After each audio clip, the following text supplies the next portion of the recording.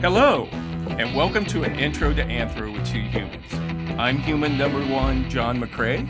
And I'm human number two, John Lehr. And this is a podcast where we reassess what it means to be human. That's right. The title of this episode is, How Much is that Degas in the Window, the one with the spurious tail? False provenance and the shady side of art. Wow. That's it. As per usual, your titles are fantastic, but it's going to take a backseat to what you're about to announce. Well, I was just going to say, John, we're going to be talking about art crime, and why it's so hard to give back and get back stolen paintings. I know it? And a word you're going to hear a lot today is provenance, which actually means origin. And it's like the chain of title or record of ownership of a painting. It's kind of like the Carfax of a Picasso. Well, it's like evidence in a court case. Right. You got to know where that sperm came from, you know? Yeah.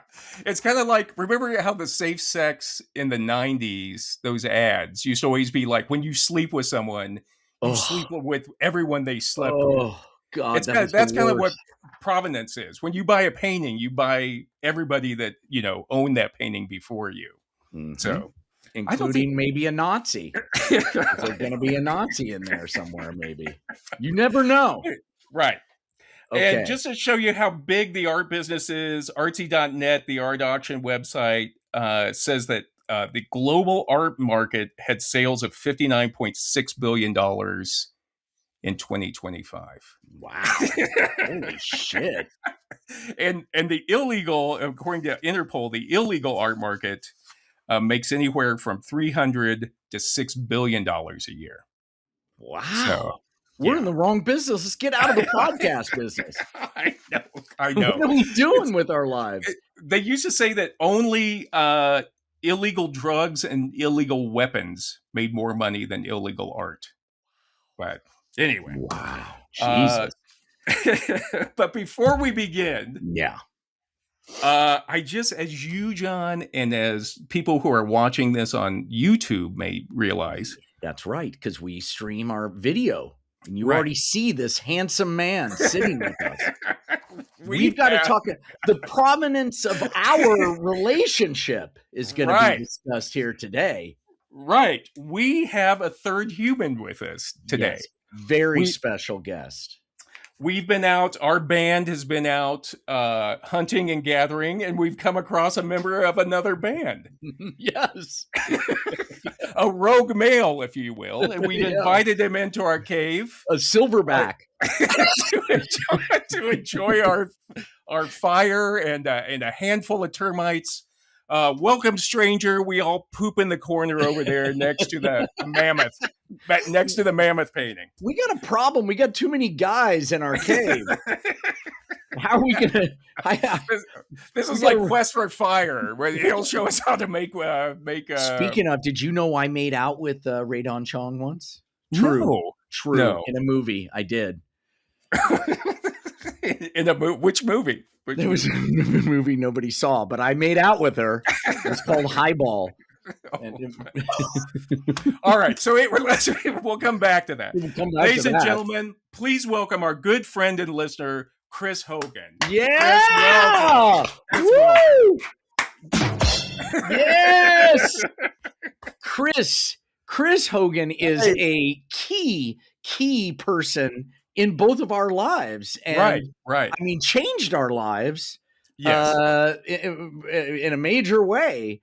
It's so good to see you, man. It's so good to have you here. And thank you for doing this. Oh my God. Long-time listener, first time attendee. I didn't want to be presumptuous when I said you were a listener, but do you listen or you just kind of like... Yeah, he listens as much as we do. Yeah. Oh, boy. Well, if that's the case, about 40 minutes in, Chris, you're going to start wondering, what the hell am I doing here? That's usually when it happens to me. No, I'm so excited to be here. And, I have a little bit of a sight thing. I'll leaning on a Versace pillow, which is a little bit. Ooh, and Jesus. Yeah. So is that expensive? How much is that Versace pillow worth, do you think? Yeah. We're going to start the bidding at $4. Here at St. Francis de Sales, if we can't get the parish going, we don't have a church. So, look, it's reversible. Look at that. I bought it when Johnny Versace was assassinated. I honestly did. I drove to Beverly Hills and I thought, wow, I should get some Versace stuff. It might be worth some money. Hey, that's not dumb thinking. Hey, I would never think of that, and that's why I am where I am. We all grieve in our own ways. Chris, you are the second guest on the Intro to Anthro podcast. Susan Messing, who is a very infamous, brilliant improviser and very close friend of mine, was here, and now you, who also are an infamous, really brilliant improviser. So maybe our show is turning into an improv show. I don't know. I don't know. You guys are like totally fertile ground for that. Like, you say silly things, and respond to them. So, yes, but I mean, our lives changed forever.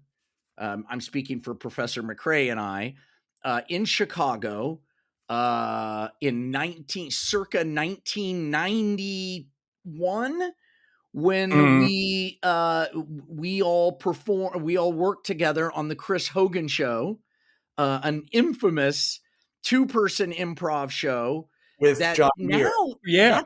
With me as the other guy, and it was extremely successful for an improv show in Chicago, and it got us to we were discovered by a talent scout named Eve Zerly, gorgeous woman, from Hollywood. It was like a dream, the whole thing.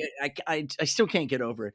And we were flown to Hollywood, and Mr. McCray, who had been the assistant director on the show, became the director for the showcase shows. And it changed our lives. We got an agent, we got a man. It started our careers in Los Angeles. It was so huge, so epic. And I can't think of a bigger moment in my life, really, except maybe when I was arrested on acid. That had, and then the birth of my kids, I guess, but not really. I mean, my favorite Hogan show was, the production staff had all made a mistake, and we had booked a show on Super Bowl Sunday. Well, that's right. And it's impossible to get people to come out to the theater on any night, but you can imagine on Super Bowl Sunday, we were all worried about if there was going to be a crowd or if we'd just be in there by ourselves. And the doors opened, and it was sold out. All women. Yeah. Remember, it was all women. You guys, they nearly tore you guys apart. You were kind of like a couple of improv Chippendales or something at a bachelor party. There was so much about that show that was amazing. And look, I don't know the history of improv. I don't remember any 2-man shows or 2-person shows before the Chris Hogan show. Maybe there was, but I don't think so. And now that's all there is. It's duo shows everywhere. And I remember thinking, like, oh my God, how are the two of us going to fill in an hour and a half or whatever the fuck it was? Anyway. Simon and Garfunkel thought the same thing, John, and look what they did. Well, Chris is so brilliant. You just kind of get him going, and then you can go over and, drink a little water and put a towel around your neck. Get some phone numbers from the Super Bowl crowd. John was like the clickbait, the lady clickbait, which, by the way, would be a great dancer's name. Put your hands together, lady clickbait. But listeners also might be wondering why you're here for our episode on art. And you were one of the first people. You were one of the first people, along with Jennifer Schlossberg, my now wife, who you also dated first, and told me about serious sexcapades that the two of you had, which probably led to me wanting to date her after you guys broke up. I don't know. It's anyway, so funny that wasn't in my outline. It's one of those gotcha moments. Yeah. But you were an art collector, and you were into art, and I was just like, what? And I knew nothing about it. I still don't know really, but I have learned a lot just by living with Jennifer, because she's in the art business. But you were one of the first people who collected stuff. I was like, what? Yeah. But I had a guy who did my taxes, and when we started to work, I was like, I'm thinking I should buy like an apartment or something. And he's like, no, don't, no. Don't buy land. But it came from like, he was much older guy, and he's like, I've seen so many actors like buy a house and then go belly up. Yeah. So, I gotta spend this money. I gotta spend it. So loved art. I studied so much art history, and I studied in Rome and studied painting and art history there, and I love photography. And I remember the photography. You had a lot of photography. A lot. And then some super early Maplethorpe. One after the. What you can do? Even the negatives we had. Yeah, he used to wear the negatives on the inside of his glasses. You'd go into my house, people were like, are those X-rays? And then they go, oh, those are X-rays. Those are X-rays. That guy needs something removed. But literally, you changed both our lives, because I ended up moving to LA. Spunky, Mr. McCray came out to LA. That was Can I just say this quickly? How grateful I am for you guys. And John, you're a fucking genius. And Spunky, you're a genius and one of the smartest people I've ever known. True. You were working at the Italian embassy or consulate. You had a friend who thought he found a Georges Rouault painting, right? I know. For years, that, and then you would do like Italian tourism guides where the print was so small, and it was so fun. You could hear all these Italian intellectuals like, "No, you've got to say that the mother and the father," and like take the eyeballs, and they're like, "There's not enough room. Put it." All the times are like super tiny. But my memory of coming out to LA is that we did a show, and we did it in a screening room with styrofoam slats hanging from the ceiling at the room. And there were 6 people there, and they're like, oh, it's not funny. And it was like doing a show inside a box of Q-tips or cotton candy. That was horrible. No one would come, and they said, no one's going to come. And then all of your friends, John, who were assistants to like presidents of networks, brought their bosses to a show. And it was the acid trip of all shows, the stream of consciousness, tip of your toes, the audience screaming out, craziness. Yeah, and then it really was. Super drunk at a bar with all our friends from Chicago and LA, and then realized, oh my God, we had to go back to a hotel. So the only person sober enough to drive was the person without a license who doesn't. Mr. McCray. Oh, you were sober by then. I was sober by then. Yeah. And God, I white-knuckled it all the way back to the hotel. Had you driven actors before? How did you know how to drive? Like, I had driven before. I had just been, living in Chicago. It was that dream of like, I don't need a car. Oh, okay. Okay. And so I let it like, so it wasn't like, what is it, Woody Allen in, Manhattan or something where he comes out to LA. I don't drive. Oh, yeah. He tries to drive. Yeah. No, it wasn't like that. I could drive. I just hadn't driven in a while. But he had an amazing car in high school. What was the name? What car was that? It was a Falcon, a 67 Falcon with a 3 on the tree. Yeah. Oh, what a car. And I think I've told this story on the podcast, but it had chrome around the tops of the driver's seat. Yeah. And I was in the back seat laughing so hard that I hit my tooth and cracked the whole front tooth out, gone. And we were on our way. We just kept driving. We just kept driving. We were on our way to go camping, and I just drank bourbon the whole weekend. You turned out to be great because you kept opening the cans of vegetable soup with the jar. It was my front tooth too, so it was just full on. I know. Speaking of Italians with Chris, as I mentioned on this show before, years ago I wrote a play called "The Rise and Fall of Benito Mussolini," as told by circus clowns. And when we did a reading of it, Chris played Mussolini, or actually he played a clown playing Mussolini. Thank you, John. And he was brilliant. And even now when I look at you, I'm like, that's my Duce. That's my Duce. That guy will make the trains run on time. That's when fascists were fun. You know what I mean? Colorful. Before they started running our country, god dang it. Imagine Mussolini with self-tanner. Like getting vodka. Oh no, just orange. He's that like orange head. In a tanning bed. They close it on him. I want to say something else before we get down to business. My mother loved Chris Hogan. Yes. And as you know, my mother used to come to see all the shows that we worked on together.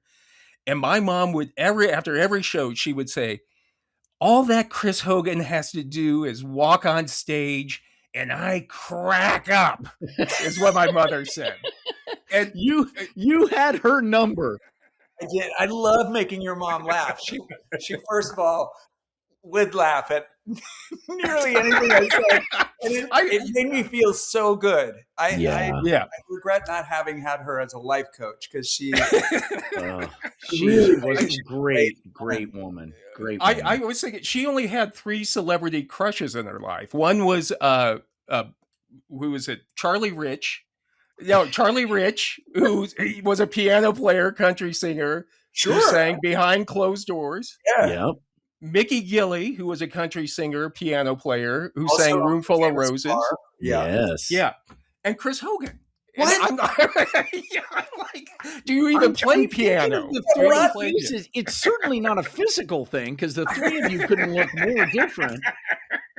Yeah, if you don't mind, I'd like to play a little something. Chris, does that happen a lot with you go around charming other guys' mothers and making them fall in love with? I have a little book just of mothers. He was a Casanova back in the day.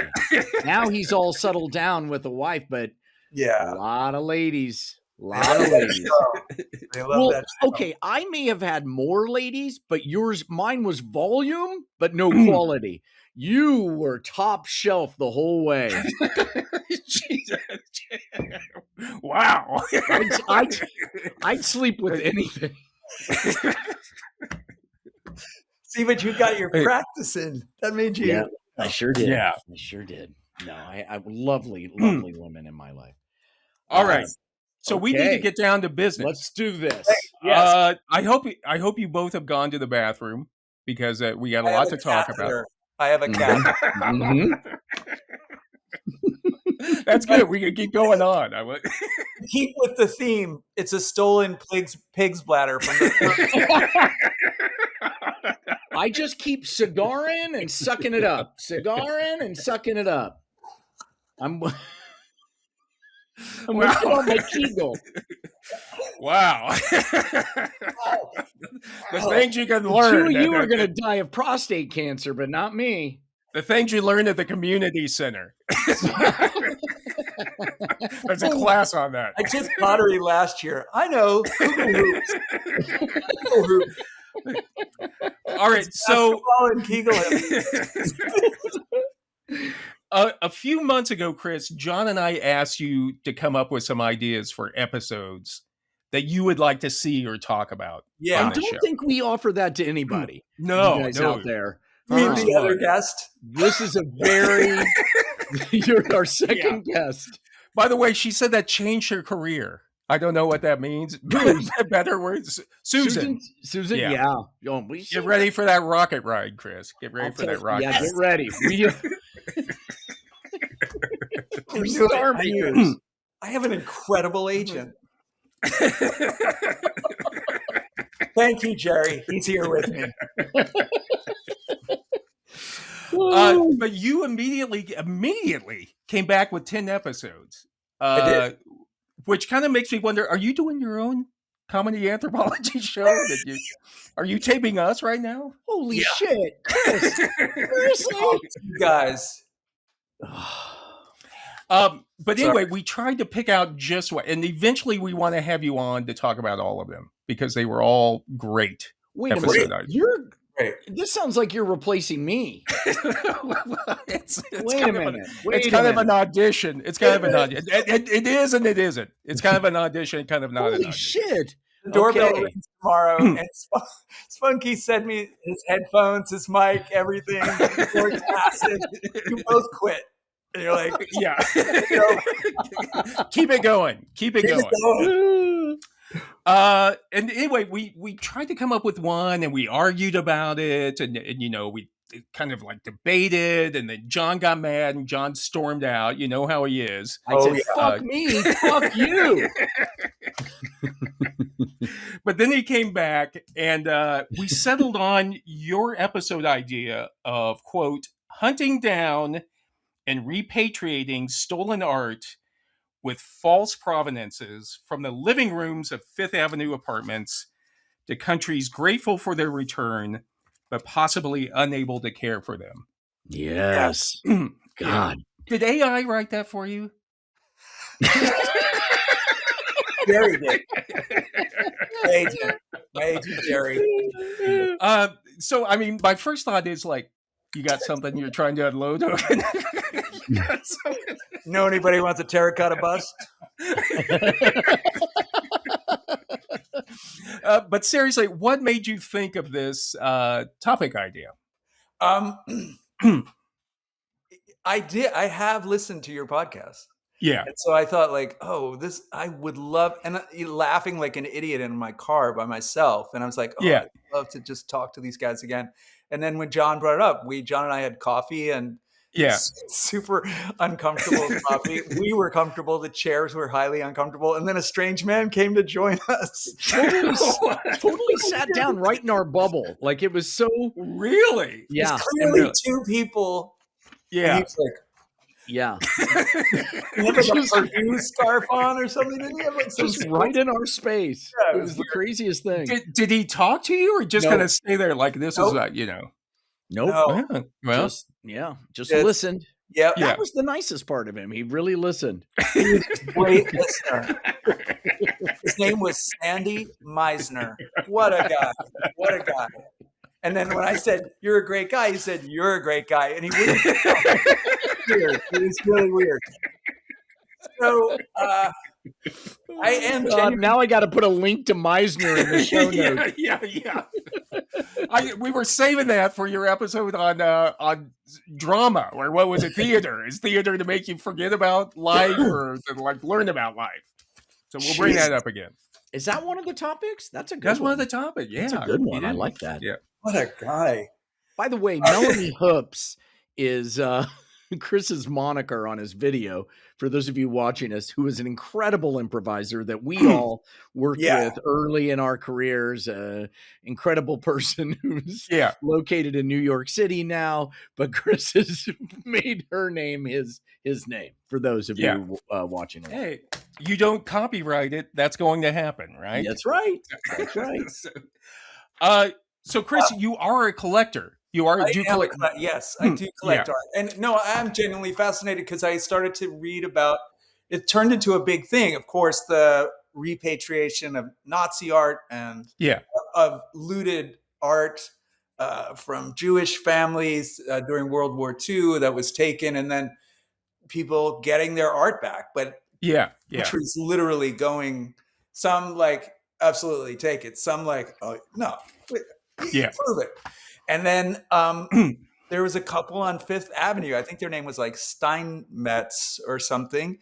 And they bought so much looted art from a guy. Yeah. And it filled their apartment. And their apartment apparently overlooking Fifth Avenue, like near the Met, was apparently incredible. Like you walked in and you were like, oh my God, it was like the Capitoline Museum in Rome. And then they donated so much to the Met. And then the Met with all this stuff. It's like the Getty had to give back. Yes, Aphrodite or whoever that was. Venus. Yep, the Getty got busted for a bunch of stuff. Yeah. But they didn't know it. It's like you don't know you're buying, but you're not doing your due diligence either in tracing the provenance. Right. Yes. Yeah. Yes. How about your pillow? You know where that's been? What couches that's been on? And I don't know. This is the room my son and all his friends hang out in, so I don't really want to know where it's been. Oh my God. Take that out of there and get it dry cleaned. That's worth money.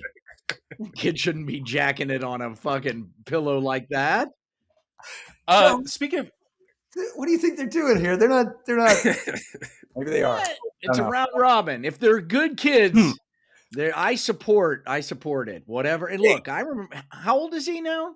You were the pivot man in your circle. I remember. Yeah. How old is he? 15, 16. 16? Just turned 18. Holy crap. Congratulations. My son is about to turn 18 too. Crazy. Oh my God. It's a lot. Yeah, it's a lot. So that's how I got interested in it. And then then there's the quandary of like the art going back to some countries that can barely feed their populace, or there's so much grift going on. Right. That they're like, oh, thanks a lot. Yeah. You're right. Well, aside from that, that's kind of the question that comes up with the Elgin marbles, right? Which were taken by the ambassador to the Ottoman Empire, the British ambassador to the Ottoman Empire. I thought you guys were talking about a club over here outside of Chicago. Hey, we're with the Elgin marbles. Hello, Elgin marbles. Yeah, we open at 7. But anyway, those went back to England in the early 1800s, and Greece wants them back. Oh, badly. But people have said, like, well, we here in England, they've been in a museum for the last 200 years. If not, they would have been just outside at the Parthenon. What are the Elgin marbles? It's they're a frieze, right? It's a frieze. Well, yeah, it's like a frieze. It was up along the top of the Parthenon, and he got permission just to go draw them from the Ottoman Empire. And then when he was there, it was kind of like, well, why don't we just take some of these back to England? And even though he didn't initially have explicit permission to do that from the Ottomans, they later kind of sent him other letters where they acknowledged what he was doing. That's kind of what the argument comes down to now is. Do you remember that movie with Tom Cruise where he was like in some military academy, and then the commandant of the military academy was like, you must have specific written permission. Taps. It was Taps. The movie Taps. Yeah. It made a ton of people's careers. I know. Yeah. I wonder if that movie holds up. I doubt it. I don't know. They love it in Greece. They love it. Huge there, because for years they had bumper stickers that said the Elgin marbles. You must have specific written permission. Then people drove smaller cars. But that's still going on. I mean, it's a big deal right now. Like 200 years later, people are still like want those marbles back as part of their it's cultural a super heritage. Current thing. I'm trying to think of it. Just came up like last week about returning something. Yeah, it's crazy. It's crazy. No, I was going to say, have you? If you had unlimited money? Anything? No, I have not stolen. No, that's what I was going to ask. I was like, have you ever seen something that you were like, wow, I could just walk out with this thing right now? I'm literally pushed into. I have like a table with a box and 5 books, and my laptop's in front of that, or else I go and grab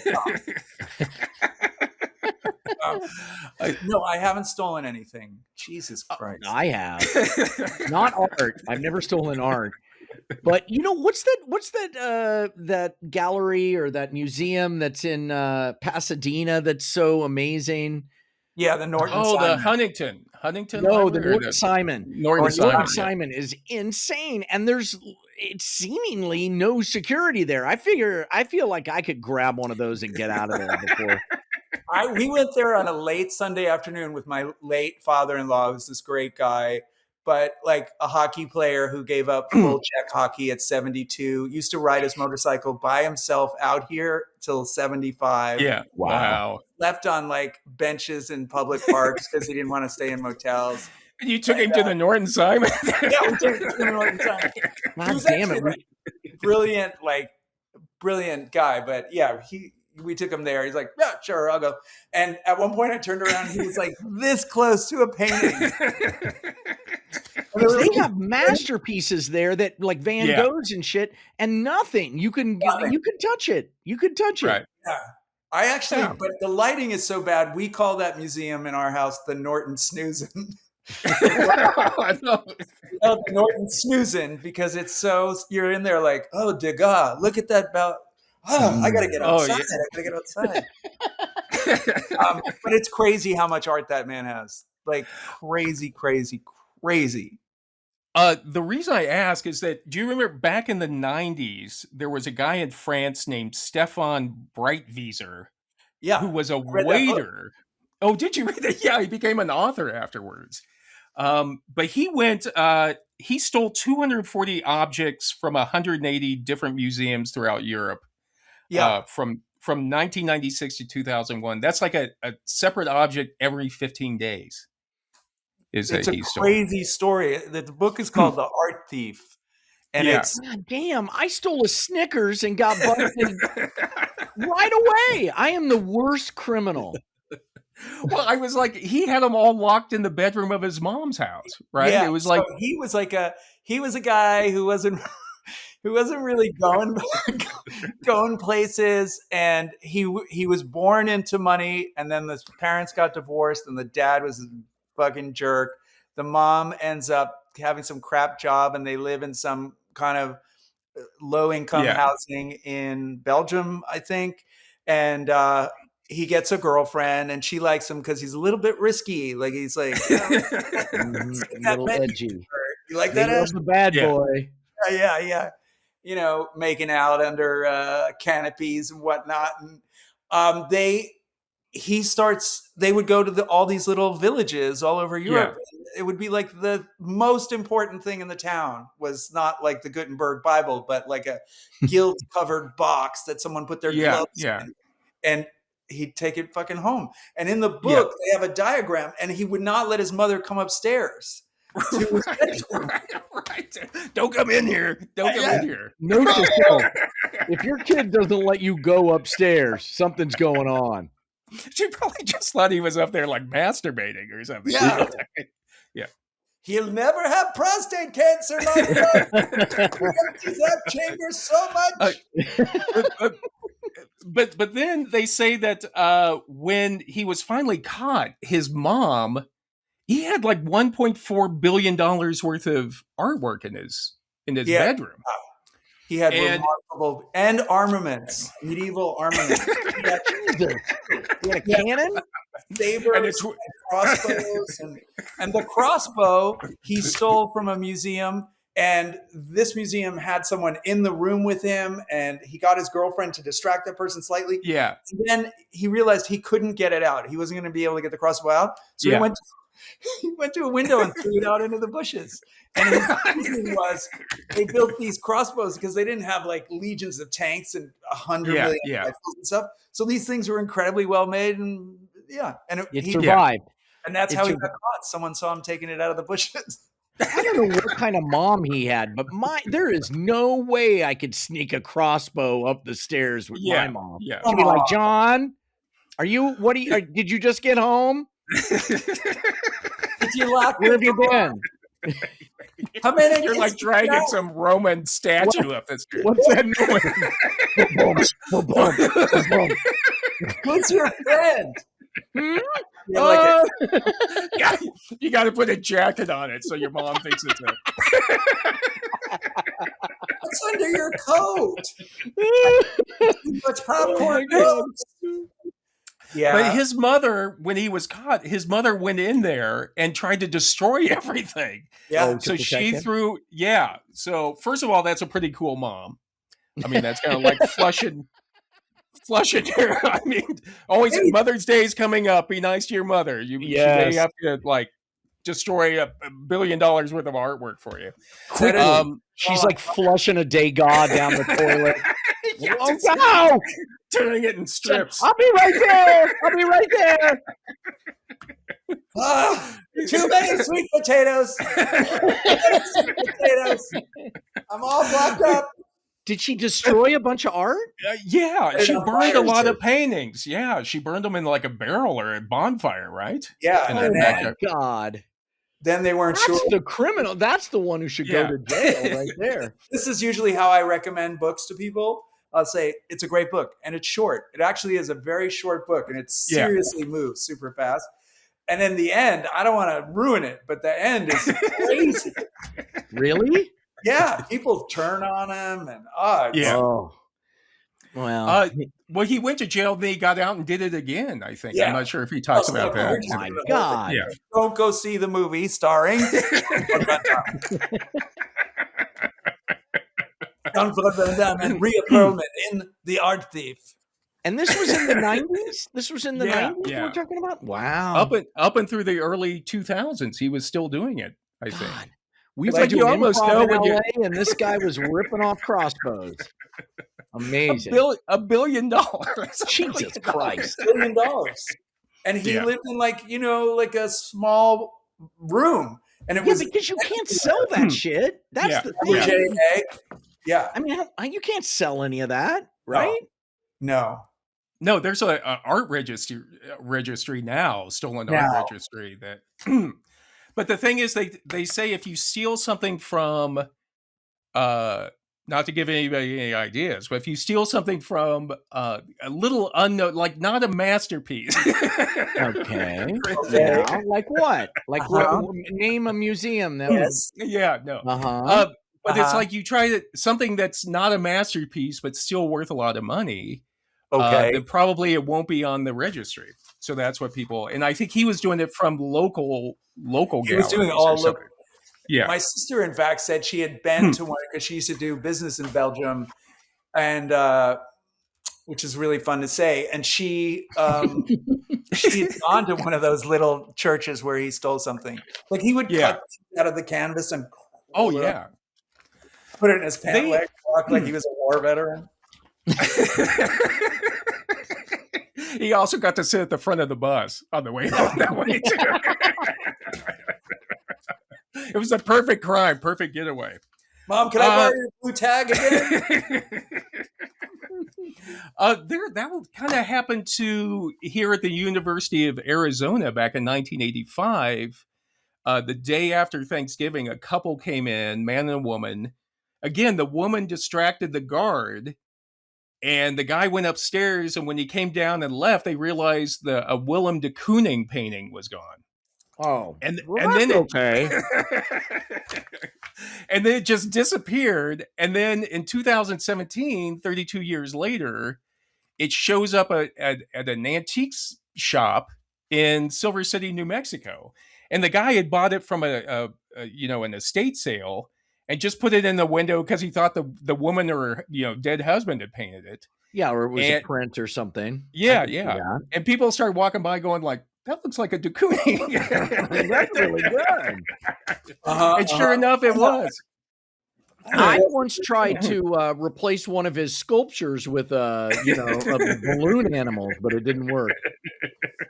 It kept floating up and away. I think when they investigated that couple had that painting hanging on like the back of their bedroom door or something. I know. The back of their what? Bedroom door or something. No. God. Yeah, so they could only see it. They never tried to sell it. It was just something they wanted. And you couldn't see it when the door was open to their bedroom. But when they were laying in bed and the door was closed, it was like a $1 million Willem de Kooning hanging up there. That's cool.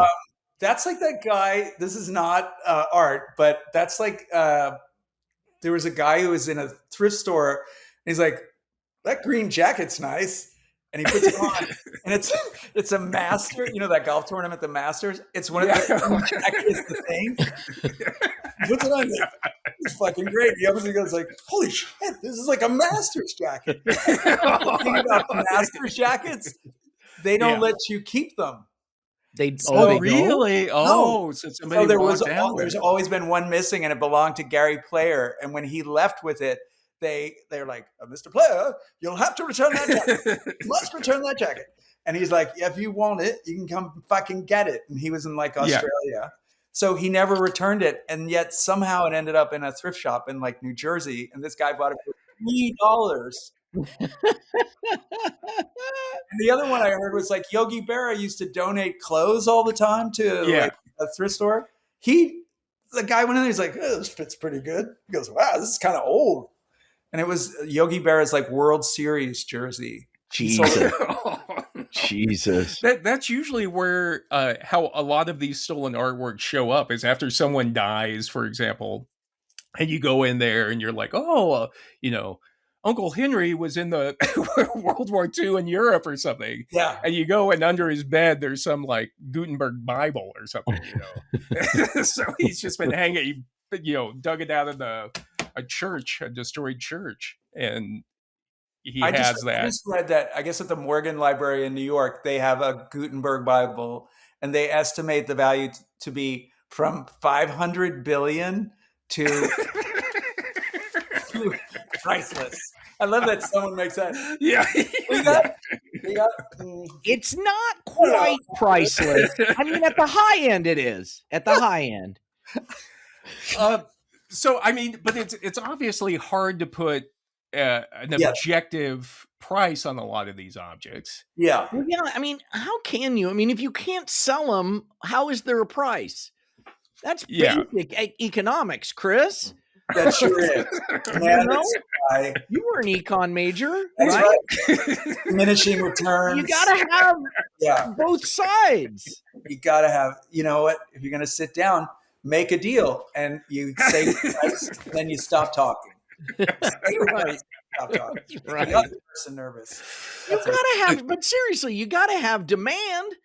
I mean, supply, you got the painting, okay? It's worth $1 billion. Somebody has to pay you $1 billion for it to be worth $1 billion, in my view. And nobody's paying $1 billion. Somebody explain this to me.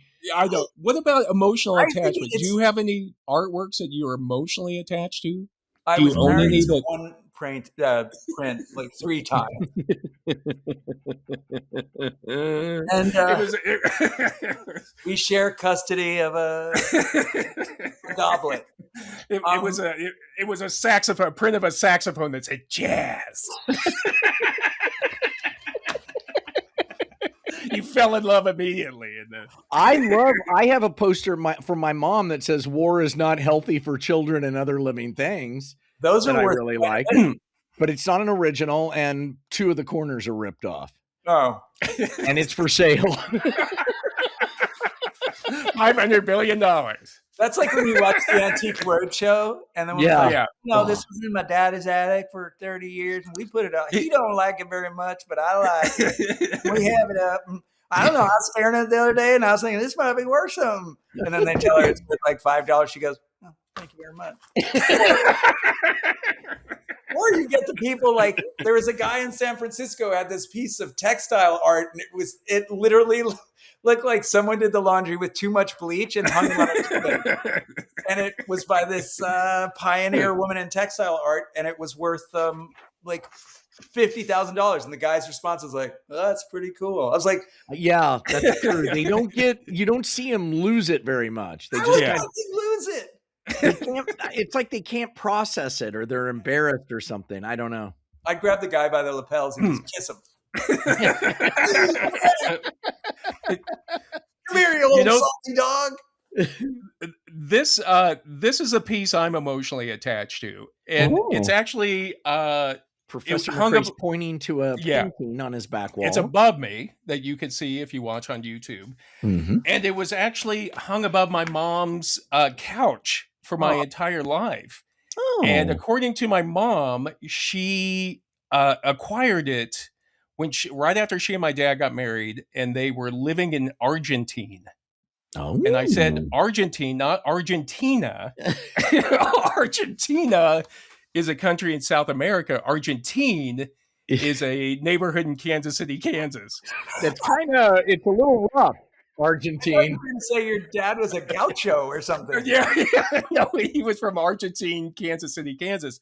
And my mom went in to buy it. This woman owned a furniture store. My mom went in to buy a bookcase. And the woman insisted that she purchase this print or this painting. It's kind of like a ink, kind of like an ink and watercolor kind of print or something. And it's of a windmill on the Isère River in Belgium. Oh, and Belgium really becoming a theme on today's show. I know. And so my mom didn't really... Yeah. My mom, you look at it, it's kind of like something that you'd sell outside the train station. Mm-hmm. And so my mom didn't really want it, but she said the woman insisted. So then the woman, a few months later, went on a trip to Europe. And when she came back, according to my mom, she offered me anything in her store if I would just trade that painting back. And like she offered my mom, I don't know, like a twin bed, a hutch or something. And my mom said, no. She said if she wanted it that badly, it must be worth something. Oh, she should have taken the hutch. I know. But anyway, my mom hung on. I was hanging out with you during those days, and you guys could have used another hutch. But anyway, my mom, even though she never wanted it, never liked it, sure, just hung on to this painting, and so now I have this emotional attachment to it because of that. When story. you die, I'm going to take that and put it up for sale. And when I clean all your stuff out. What if you open the back of it and it's like a map to the back doors at the Louvre or something?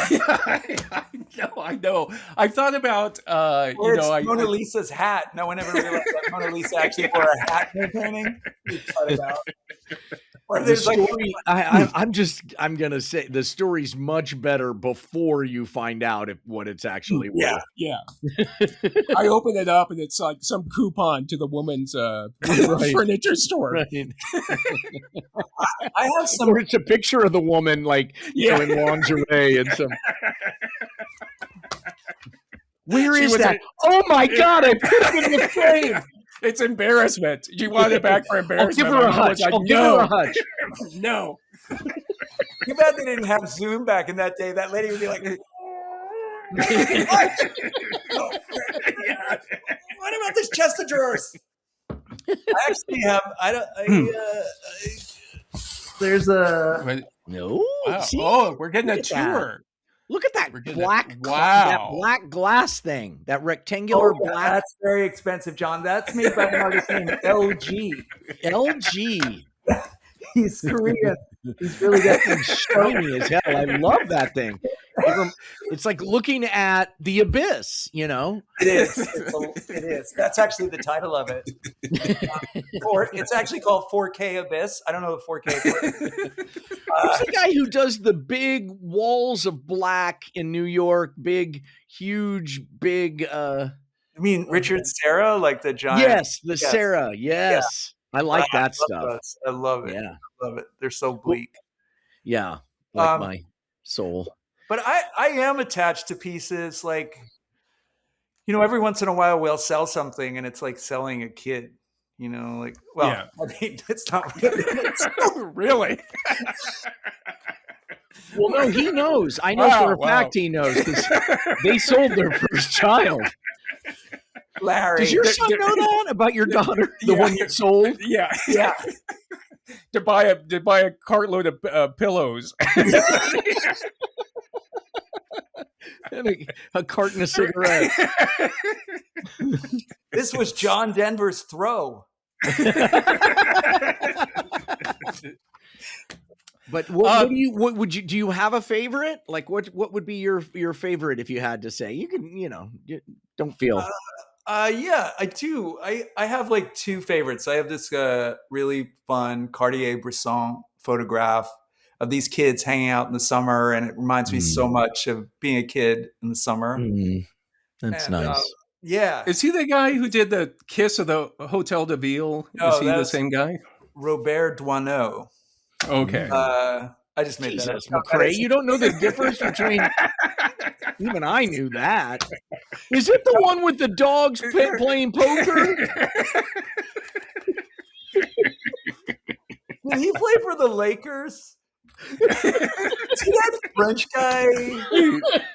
Is he Rudy Gobert's cousin?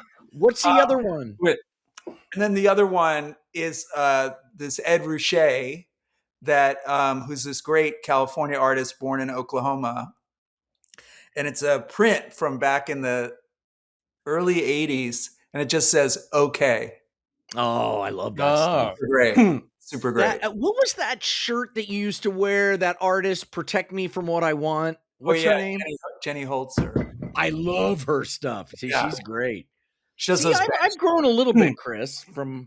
Oh, my God. You know my days. You know a lot. I know not to judge it right away and let it steep. That's the best thing. I went to a studio visit yesterday with a guy, and or 2 days ago, named Jeremy Shockley. He's this super talented painter, and he's just this great guy. There was a Jeremy Shockley who played tight end for the Giants. Was there really a Jeremy? Yeah, Shockey, not Shockley. Yeah, Jeremy Shockey, right? He was all badass. That guy was a badass. Roy Scheider was in a movie called Shockley's Machine. I remember that. No, he's so talented. Freely recorded a song called "Shock Me," make me feel better. Ace. Anyway, please continue. No, great guy from South Carolina. But just, I love visiting artists and seeing their work, and he's just, I don't know, super cool. So it's my thing. More than sports, although I'm a big Knicks fan, and I'm missing the Knicks playoff game for this show. Holy crap. Oh no! Oh all my right, God. We'll try to speed it up. No, seriously? Are you taping it on? Put it on. Did you turn it on? He's taping it. He wants to watch it. You know. Oh no, I'm listening to it right now. Do you want me to look at the score? No. Okay. No. Thank you. Understood. Okay. I'm like that too. I get that $100 thing for NFL where I can watch any game, but I can only watch them after the game, right after the game ends. Yeah. So like on Sundays, I have to hide out and stay alone in a hole, and then I can come out and watch every game. It's fantastic. With stolen artwork. But I'll tell people, hey, please, if I'm having coffee with somebody, say, hey, don't tell me about any of the games. And they still will. It's amazing. It's like some sort of, we should do a show on that lack of control, that people it's insane. I'm just like, what the fuck? I just told you not to tell me. Yeah. And they think it's funny or something. Yeah. Like, you must be in a bad mood. My life. Yeah. What do you thinking of value on things? I remember when I lived in Chicago, there was an Italian artist who used to make these big aluminum artworks. And they were kind of like Brancusi's, if you know, like Brancusi's Burden Flight, kind of abstractions. And one time someone broke into his studio and they stole all of his artwork out of that. And I remember speaking to him, and he thought for sure this had to be international art thieves. Oh no! And then I have a feeling I know how this ends. Like a week later, they were all found in a scrapyard on the south side of Chicago, and they had just gone in there and like sold them for scrap. No, I think yeah. Oh. Well, that's some guys who are collecting aluminum cans, and they look in a window and they're like, "Holy shit, that's a big can! That's a big can!" Yeah. Oh my god. Yeah. But a similar thing happened with the by Maurizio Catalan, that gold toilet that was titled America. And it was a solid gold toilet worth like $6 million. Yeah.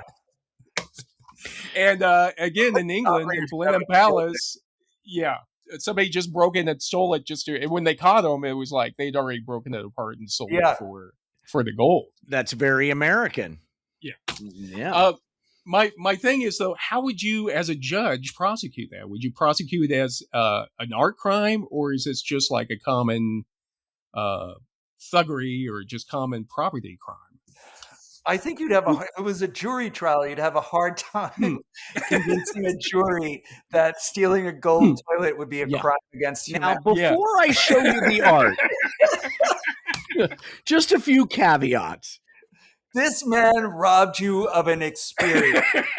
This man robbed you of an elevated observation that perhaps is tied to something in your life you'd never even thought of. This man has robbed you of a woman. Somebody's already come back and using it. What'd you say? Somebody's using it.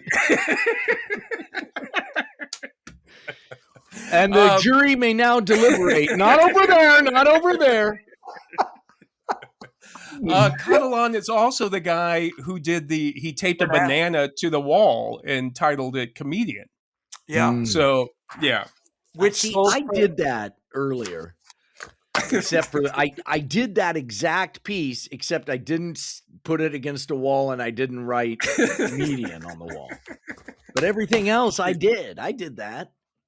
John and I were so poor in Chicago. One night we found a $5 bill sticking out of the ice on the sidewalk during a break for Hogan's show rehearsals. God damn it. Or was it $10? And you got... I thought maybe it was more than 5. Maybe I think it was a 20. It was a big... I remember it being like, holy shit. Honest to God.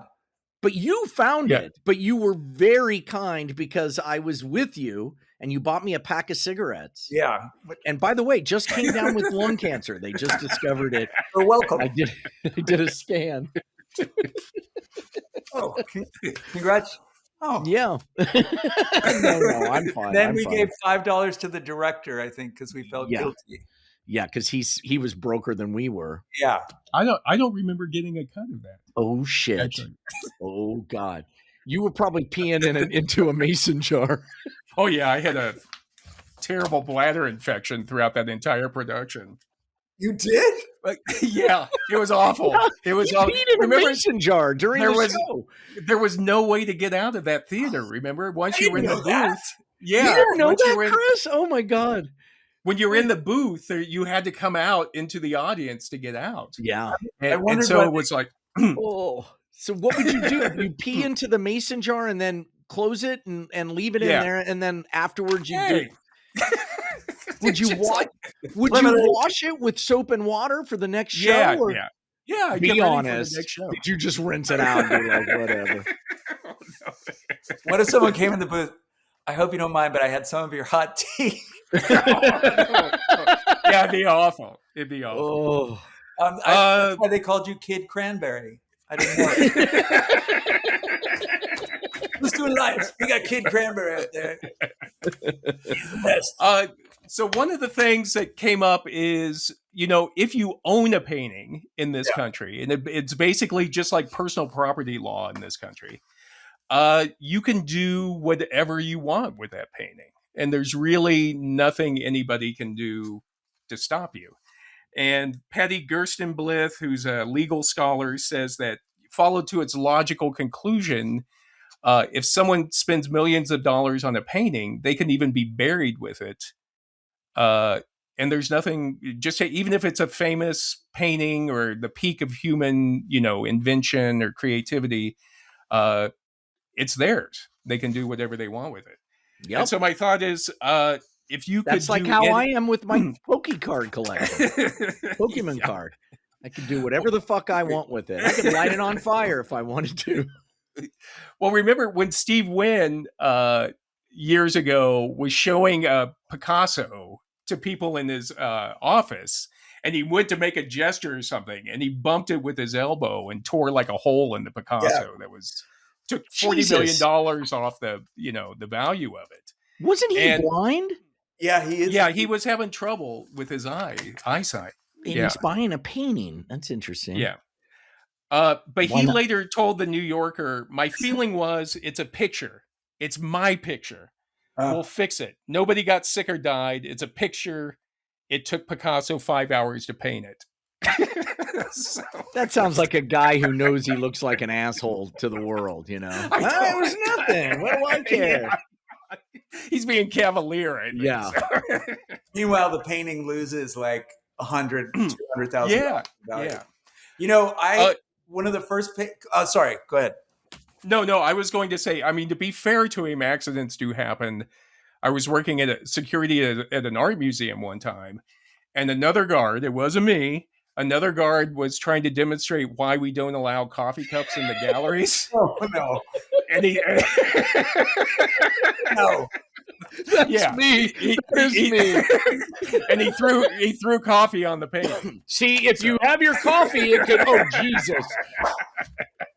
I mean, Jesus. If I do something with cup, now I'm not going to do it to your face, but if I would. Yeah. And everybody was like, yeah. Oh, my God. That's so mean. Oh, my God. Yeah. The Art Institute, Sunday in the park with Starbucks. Yeah, okay. No, I feel. Did you? I was going to say, if you could do, John and Chris are trying to figure out who's going to talk next. If you could do anything to any painting, like buy it and do something to it, what would you do? Oh, fuck it, first and foremost. That's obvious. Yeah, you don't even have to buy it for that. That's true. I don't want. You mean damage it in some way? No, I wouldn't. Well, I mean, if you want to do something with it, whatever you want to do, something like tape it to my car. Yeah, like a Kleenex box. Make like one of those boxes they put on the back of a toilet with the Kleenex. Yeah, it's like a Caravaggio. It is a Caravaggio with a little Botticelli movement. Lost his mind. My in-laws gave me a print that I think is valuable. Oh God, what's his name? Anyway, he's a New York painter, paints a lot of women and. All right, I'm getting closer. I'm getting warmer. Yeah. No. Oh, I just had it. Katz, Alex Katz. Oh, I love Alex Katz. Yes. So they gave me a self-portrait of his that's a limited print or something. And I'd like it. I just want to, I love Alex Katz. Be buried with it? You want to be buried with it? Did you fuck it? Yeah. You know what? Now that you bring it out, I was going to give it to my kids, but wait a minute. I was thinking like cutting out the mouth of the Mona Lisa and then putting someone back there to yell things at people. Hey, you! Hey! John, it'd be like a different experience. We had for like a period when we moved here, we were working with a guy who wanted to do a show with us that had that. Yes. Remember they had the party at their house, and the day they had their party, in the afternoon, they had sodded the lawn with manure. It was like an executive, a big fancy executive. He's like, you got to come to the house. And here we were, like, I have a flannel shirt, a pair of jeans, and a Converse Jacks with holes. I'm not sure if this is if that's the same party, but a party in that period falling into this description. Granted, I was, very blurry, but I remember being back in the bedroom with the wife showing me her loaded gun. It was the same party.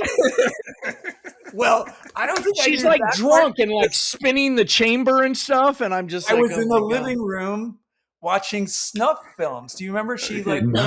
We were the last two there. They wanted to get high. And I was like, she was watching snuff film. I don't remember that at awful film of that guy doing that mayor who like had a news conference and offed himself. Oh, and killed himself. Yeah. Yeah, snuff films were big because this was the days of videotape, where you could, only get things passed around. She showed us a video of like, she was fancy from New York. And like Billy Joel sang at her bar mitzvah. And then she's like, oh, hey, I got something else. And then I just remember her gesturing with this gun and like, it was crazy. Drew Carey was there. Yes. Okay. That's the party. Yeah. Oh my God, Chris. Oh my God. So low-key. He's like, I don't know what'll happen. I was like, I think you're going to host a fucking game show and become a billionaire. That's what one of the first paintings I ever got, I helped a lady in Cape Cod where we lived move all her parents' stuff in. And she gave me this painting of a they like people used to do trompe l'oeils of their kills from hunting, and so it's a duck hanging upside down with a tag on it for the name of the guy who killed it, and it's like something #1 Park Street, Brooklyn Heights. Like the place still exists, and it came in this incredible frame, and I sent it from Chicago, and it was here, but I kept it at her house. My Aunt Joe. I don't know if you remember. Oh yeah. And her dog walked through it, and I said, Aunt Joe, I think that can we take it to a conservator or something? She goes, it's not worth it. I said, I think the dog walked through it. She goes, I don't know. I was like, this is my sweet aunt. She's like, I don't know what you're talking about. No. She had Rottweilers, beautiful doggies. Yeah. I think I'd make a painting into like a hat. like a trilby, like one of those annoying little hats. Yeah. I was thinking also if Michelangelo's David had like a huge, just like enormous penis. Where people were kind of embarrassed when they got up there, like contrapposto. You go to like Disneyland where they have, or wherever, someplace where they sell those elephant hats with like elephant ears and then a trunk. And like, hey kids, look at mine. The parents like, get away, get in the car. It's Michelangelo, the dog from the Uffizi. Doesn't anybody love art? Jesus, my head is killing me. Marble penis caps. All right, so now just some other, I'm going to throw out some questionable activities. Oh, okay. So ways that paintings can get false provenance. Oh. So, for example, we have plundering, which has been around thousands of years. Mm-hmm. In 70 BC, the Roman governor of Sicily, a guy named Gaius Verus, was actually prosecuted by Cicero for excessive plundering that he had taken. And he's kind of like, they think he may have been the first guy to collect art for his own, collection. Excessive plundering. Like, isn't plundering by definition just excess? I know. Grab everything. Wait, go. What kind of guy was Cicero? What kind of guy was he? Was he like he was a, was he like, you know what, that's even too much for me. I know. If you're doing something that even the Romans think is excessive, then you need to take a look at yourself. He's like in the John. He's like, what is it? That's even too much for me. Give me a second. Napoleon also, he thought that Paris was going to become the new Rome. So Napoleon actually plundered a lot of artworks. He even took artwork, like the Venetians had plundered the 4 bronze horses from Constantinople back in the 1200s. And then they had it on St. Mark's. And then Napoleon took it from them and took it to Paris and put it on top of the Arc de Triomphe for a while. But then after Napoleon was defeated, the Duke of Wellington was one of the first people to ever say, hey, we got to give all this art back. God, we can't keep it. What a great guy, that Duke of Wellington. Seriously. After him. Yeah. He did steal the shampoo from his hotel room, though. When he left. That's okay. If you open it, you should take it with you and finish it off. Wellington cleared it out. Lord Wellington. Now they don't give heavy. They don't give you those anymore. Now you got the squirt bottles in the back of the thing. I know. And that cockamamie thing where, we're trying to save water, so we're not going to do your room every day is bullshit. They're not doing it to save water. Let's put it that way. You mentioned already, Chris, the Nazis looting Jewish collections during World War II. I mean, that's what I've heard. Hitler apparently was he wanted all that artwork to go to a museum in his hometown of Linz, Austria. And so a lot of that artwork, he was destined to be in Hitler's Führer Museum at one time. Can't even imagine what fuck that guy. What the gift shop would have been like in that place. Oh Jesus. But anyway, and that's kind of what most of the stolen artworks we're getting now, or a lot of them are traced back to even now with the Nazis being looted. And remember in like 2011, there was a guy in Munich, Germany named Cornelius Gerlit, and his dad had been an art dealer for the Nazis, and he left his art collection to Gerlit, and Gerlit was a hermit. And when the police went into his apartment, they found like $1 billion of art, 1,200 pieces, and 590 they think were looted from Jewish collections. 1,200 pieces of art. How do you? The other he took from a paper boy with a really good eye. Well, apparently they caught him. He was coming back. He would sell them every once in a while. Oh. To live on. And so he was coming back from Switzerland one time, and he had like 8,000 euros in cash with him, which wasn't illegal. Like the limit's 9,000. But the train conductor thought this is kind of odd. So how did he see his wad? What he a euro for your ticket? Well, let me see here. Or he's in the cafe part. You like Gruyere? Everybody Gruyere. Everybody chips. Everybody crisps. Everybody fondue. I mean, that sounds like a real major screw up for a conductor to take you down. Maybe the conductor. I know. So anyway, they went in. They started looking him up, because he had his name and everything, and he had never had a job. He had never opened like a bank account or anything. And so that's what they got. It was tax people went in there first to take a look and see like how this guy doesn't even exist. He's never had a job. He's never, he owns this apartment, but that's about it. Listen, there are a lot of Lehrs who have never had a job.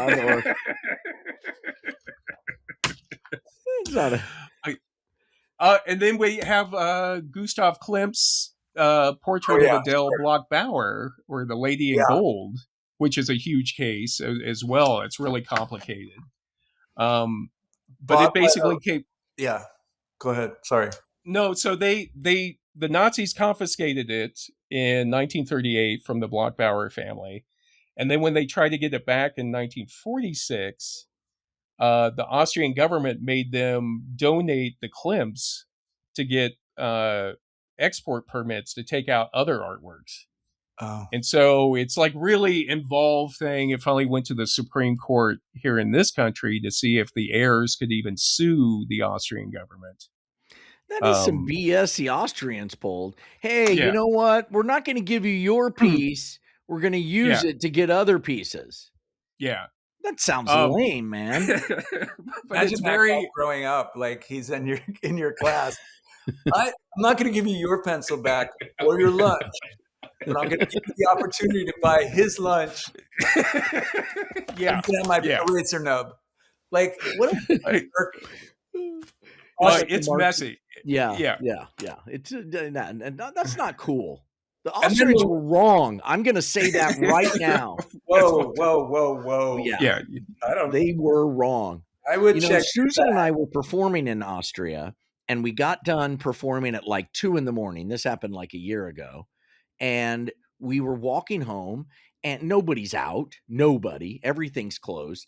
And we go to the stoplight, and there's a bunch of Austrians, like 4 of them, waiting for the light to turn to cross the street.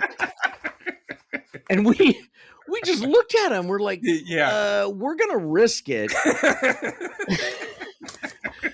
I thought you were going to say they were 4 Austrians standing at the corner, each of them having a piece of flourless chocolate cake, like a sake. And then one of their little schnauzers like walked over and just peed on your leg, and they're like the Austrians I find are super friendly when you get them inside. Okay. But outside, forget about it. But you get them inside, they're totally different.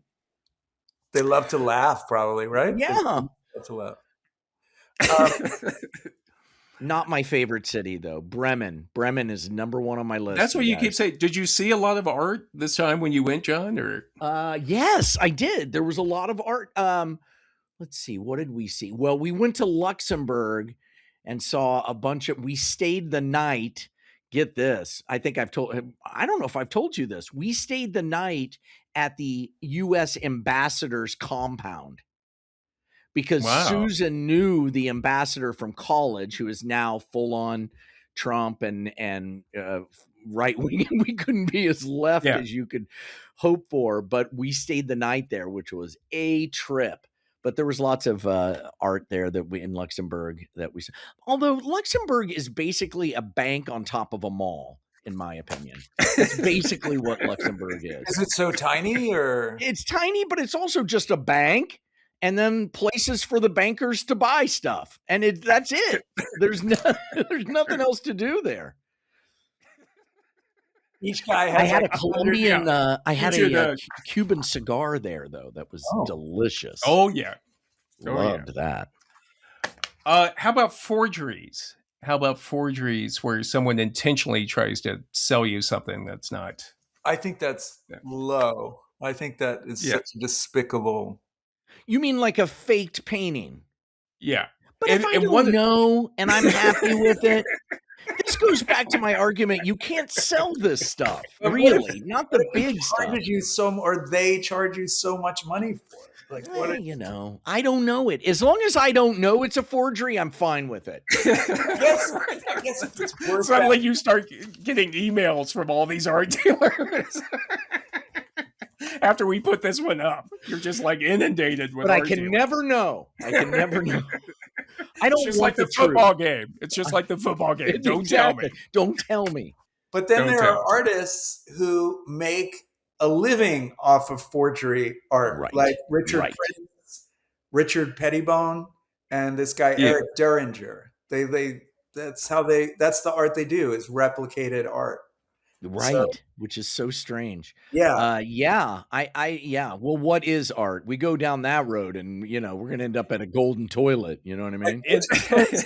Richard Prince sold a photograph of the Marlboro Man, which was an appropriated photograph from some Western photographer who for years, he'd be like, I took that picture. I took that picture of Marlboro. Wow. And then eventually he got paid. But then Richard Prince, it's crazy. Wow. But was that an art, like a performance, or was that an art piece in and of itself? The idea that an artist could sell, he was making a point or trying. Yes. I think it's a version of conceptual art. Yeah. I see. Yeah. What is art and who owns it? Yeah. Which I guess is the topic. I'm just now realizing this an hour and 15 minutes in, that's the topic of our podcast. Right. There were two forgers in England in the 80s and 90s named John Drew and John Myatt. And Drew and Myatt. And Myatt was a really good painter. But what they did was Drew would pretend to be an art historian and asked to have access to museums' archives for research he was doing. And then once he got in there, he would actually forge the provenance, like elaborately stick what looked like, entries from a catalog into the, it was all for Myatt's artwork.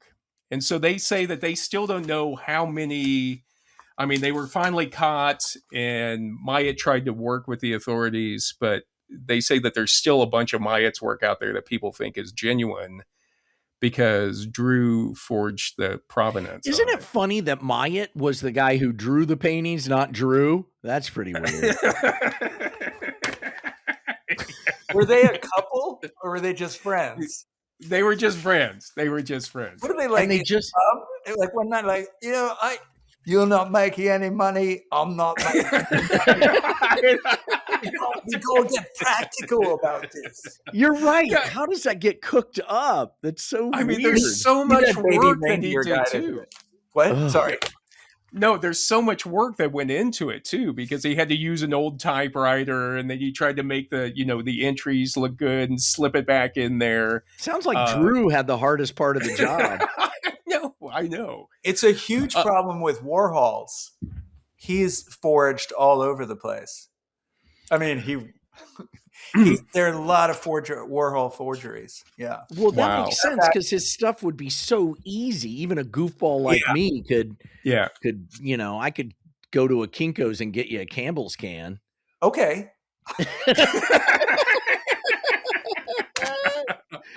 We actually got a Warhol print like way back in the day because no one was bidding on it. And then I panicked and I made the auction house get a letter from the Warhol Foundation, and they were so annoyed to do it. Oh, really? Got it. Yeah. Oh, that's so much work. After taking 50% of everything from the artist, the gallery owners are real. That's a scam right there. They take 50%. 50%. That's a lot. That's even worse than Hollywood. Yeah, screws us. Yeah. Wait a minute, your agent takes less than 50%? What do you mean? Wait a minute. Sorry, John. Sorry. What do you mean, John? It's from the net. Net is for art theft. We finally come to art theft.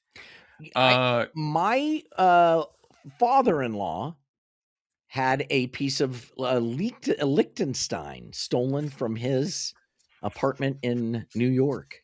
I did not do it. I did not. I loved his art. He didn't like me very much, but I was introduced to a lot of art through him, through Jennifer. Well, you were having a lot of sex with his daughter, and he could feel that,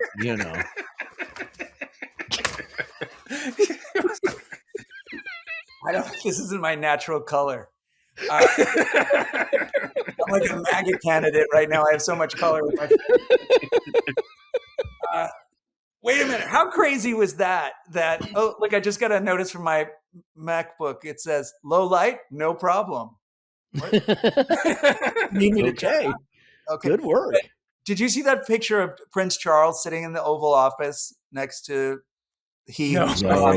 No. And there's all that cheap gold scroll work that Trump has just put everywhere. There's gold everywhere. Yeah. And it's so funny to have a member of royalty sitting there it's too much even for me. Talk about Baroque. Yeah. Tone it down a little bit. Yeah, he's used to sitting on the real thing. That's like 500 years old. In a 2016 article in The Guardian about art theft, Jonathan Jones said, "Art theft is ugly. Boy. People love to picture art thieves as dashing cat burglars who look like George Clooney and have a raffish charm that makes their crimes forgivable. In reality, they are mostly gangsters and professional criminals who have no feelings at all about the masterpieces they steal." And ends. Go ahead. He ends. They are boring idiots. Okay. That's what he got. Along with some Guardian writers, if you ask me. I mean, that's pretty obvious, right? I mean, of course they're not going to be. By the way, I feel like what's his face is way overrated. George Clooney? Yeah. Or George. Oh, really? Yeah. I'm done. I'm done with the Clooney. I'm retiring. Yeah. He would. Yeah. Yeah. I didn't like his last movie, but. And then finally we get to the probably the most famous unsolved art crime right now, and that's George Clooney. Okay, sorry.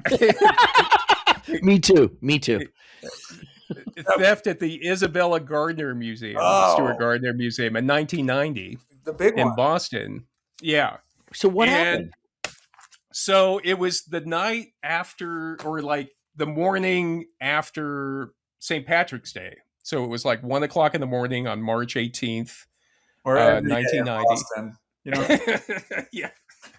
But anyway, two guys dressed as cops knocked on the door of the museum and saying that they were responding to a disturbance call.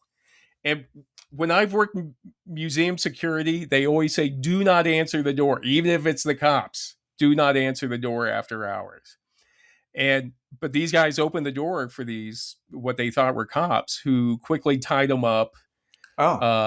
and then just spent like 80 minutes in the galleries going through picking out artworks. And they took 13 different artworks worth probably $500 million.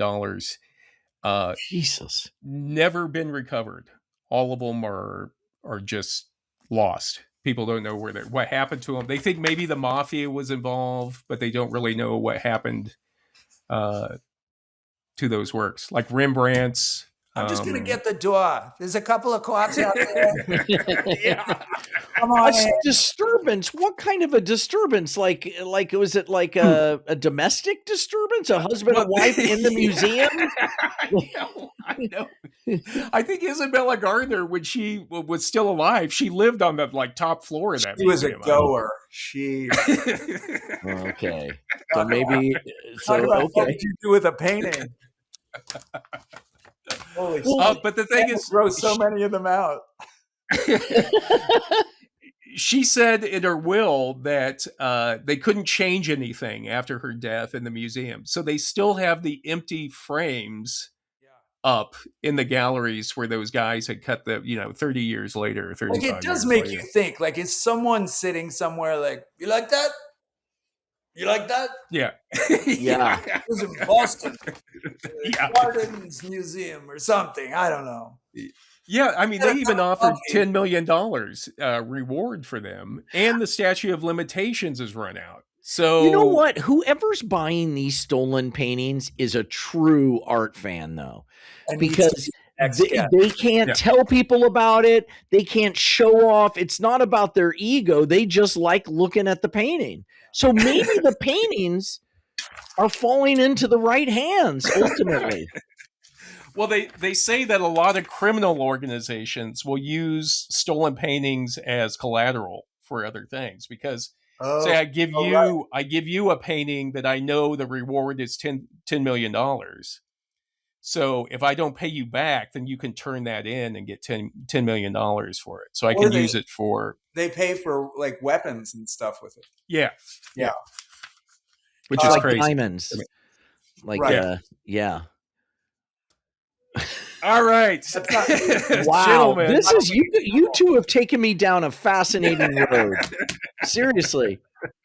But don't you agree with my theory that the people who get it finally, ultimately, and can't show it off and brag about how rich they are, they have to keep it. They're the actual people who probably are enjoying the art. That's the way I am about this one. My mom got for She should have taken the hutch. Should have taken the hutch. You guys, I can't show it to anybody. I can't show it to anybody. If she took the hutch, Spunky wouldn't be able to go into the bathroom.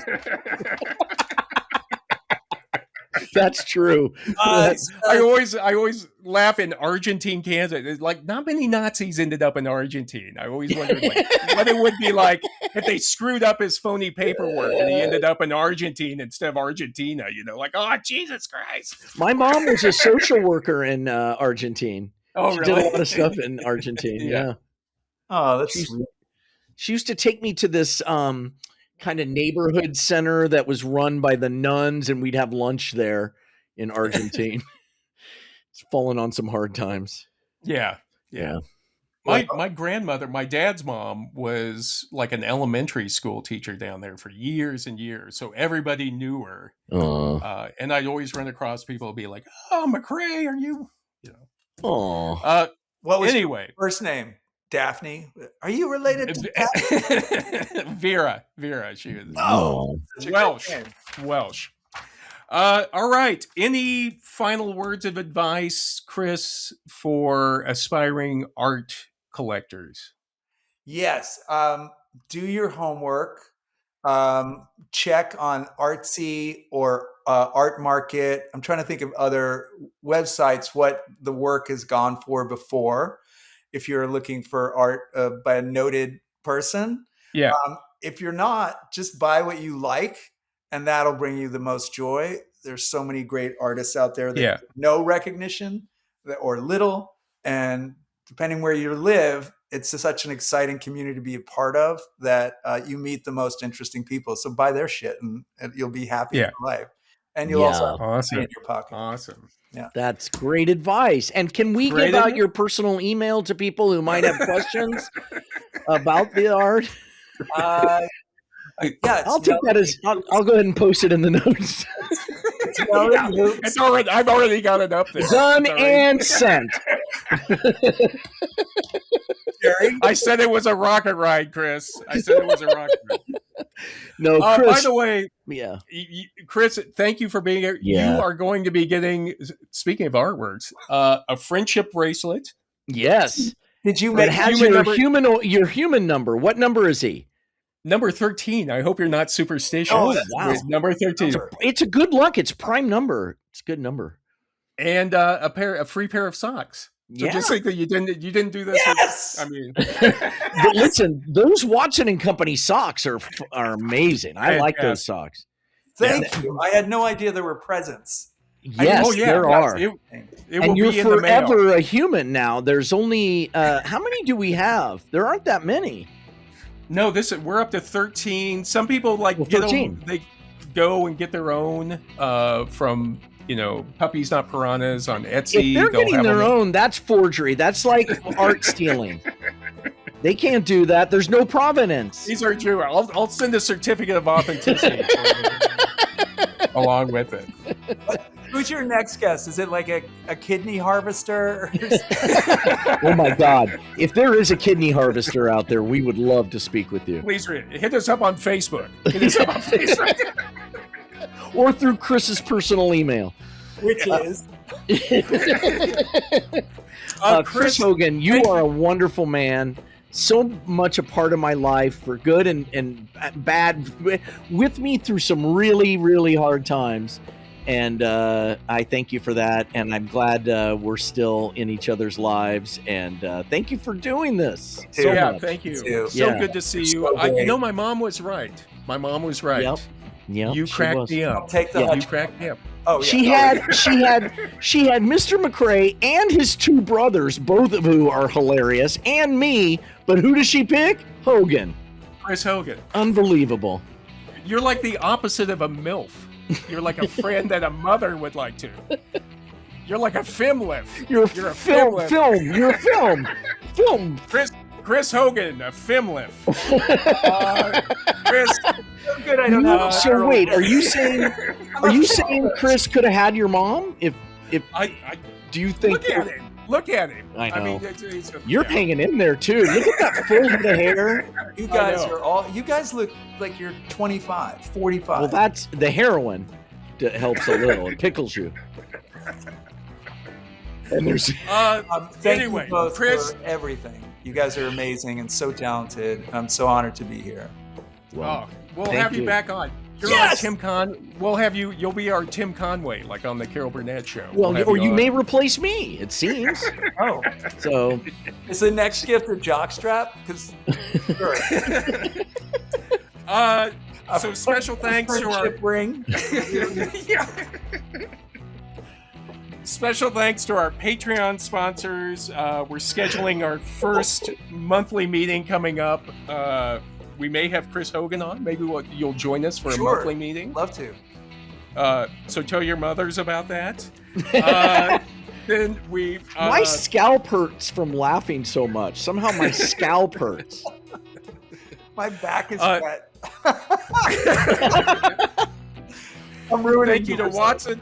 I've smiled so big, I threw my scalp out. Oh, no. Do you know what I mean? Right back here. It hurts. Sorry. I'm feverish. You're doing great. Thank you to Watson & Company Socks, Puppies Not Piranhas on Etsy, and Media Room, and Great Lakes Opinion on Substack. Go out and see some art, everybody. Yeah. Check us out on Patreon if you want extras and to support us. We're going to trying to raise money to take this show on the road. We're going to invest it in art. Yes. Invest it in art. It's very, very inexpensive. It's like $3 is the minimum, and you can go all the way up. Go to Patreon and search for Intro to Anthro with 2 humans. All right. Love you guys. Chris, thank you so much. Thank you, Chris. Love you, man. I love you, John. Take care. See you guys. Okay. Thanks for listening.